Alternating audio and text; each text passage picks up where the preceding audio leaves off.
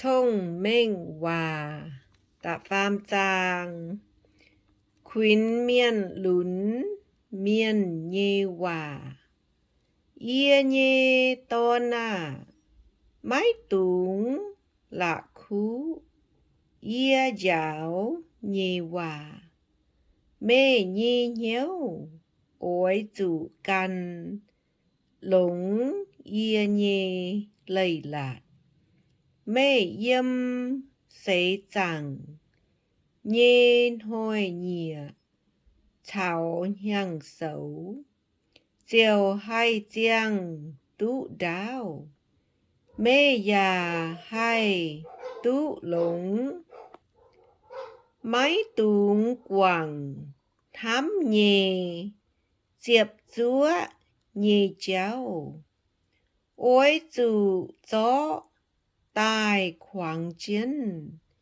mê nhê chàng anh phía chiến mê nhê nhéo cụ nhúa tháng này chiều thiên hùng thảo ba miên mằng mây dầu tú họp già mai mình tao lũng ôi dù lồng dình hiếu khảo chiếu mái tùng khảo căn hai mình bẻ yếm mây dấu nhì tiểu tiểu cháu ôi dù nhiệm nín nín chiều to mê yang họp nhì treo lầu mái tùng thắm căn mai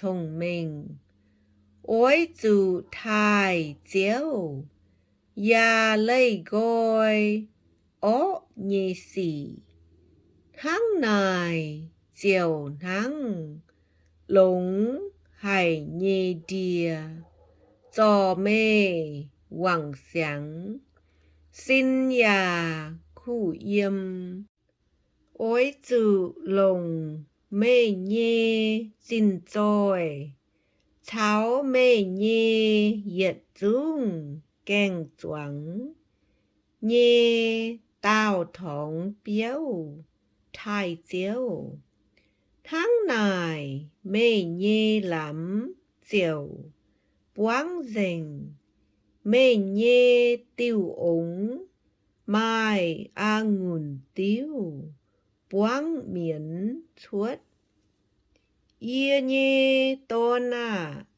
mái túng mằng phía chiếu bó giáo nhê hòa ya mái túng yêu nín con giáo quay dù chiếu thắm úa tàu nín con giáo úa tàu tháng tia con giáo nín thấy nhì tồn thông minh xe trái hay tú thông minh ya tú bịa hiếu nhì miền cha kênh mai on lò quay dù tú thông minh nhì đào tàu xe cao lũng chĩa nhàn nín tú nhì lệ cao lũng chĩa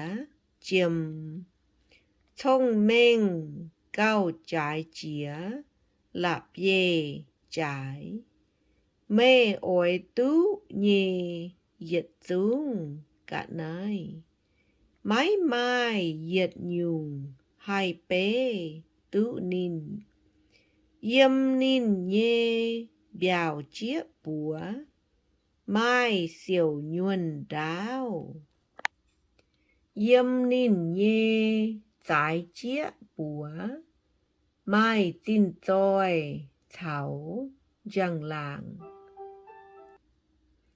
nín nhê cháu xe bún miên mai on lò nín nhê yết dung treo lầu bún miên tú bèn ổn. Thông minh bế tiêu giang mèn nhi điảng. Hai tao nắn chấn nín. Úa tao diệu tú miền hiểu ổn lộ. Chéo lồng thông minh liệp đao. Lồng nín nhê quân trang liệp lùng. Nín nhê quân trang bún đao đĩa nhê uâm biểu chuốt. Bún lùng mai biung suy điệp dìa. Yê nhê to nà mê ối dù cầu chân thông minh. Thảo hai sắm tụ chuốt nhì cháu. Mái tùng bùn nói tế y nhung.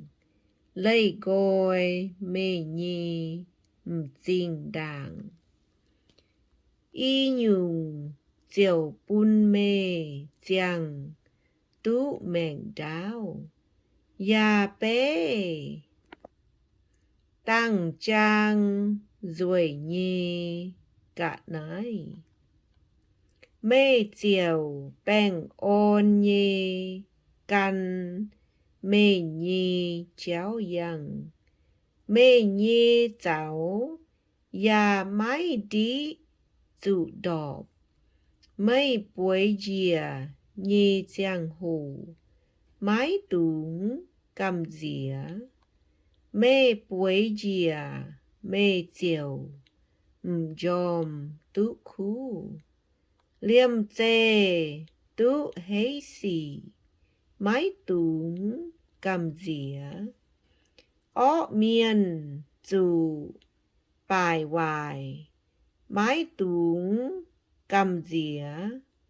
Quay dù chéo dấu mê khảo nhì tổng. Nín ôi cấu chân mái bùn mê nhì cháu. Thái dù làng lốp. Mây mai bàn chê thênh miên nhì giang hồ. Mái túng ngàn dầu lũng nhì xỉ. Bún chiếm dù thính nhì miền. Xe con mê y dàn mai chân. Cáo thính miền nhì. Mái túng con búa choàng làng miền. Mi ngã anh tai dùn. Giang hôi ia tai bún mê. Mái tùng tá dạ ế hồi choàng làng miền. Nín yếm mê cả lên bún hiếu mê. Xe con miền mái dấu hải nhung bún mê. Yà mái mai hải nhung con bén mái tùng thảo nín giang. Mái tùng mùi chía miên tổ miên. Mái tùng kín nín nhê hải tiêu cháu.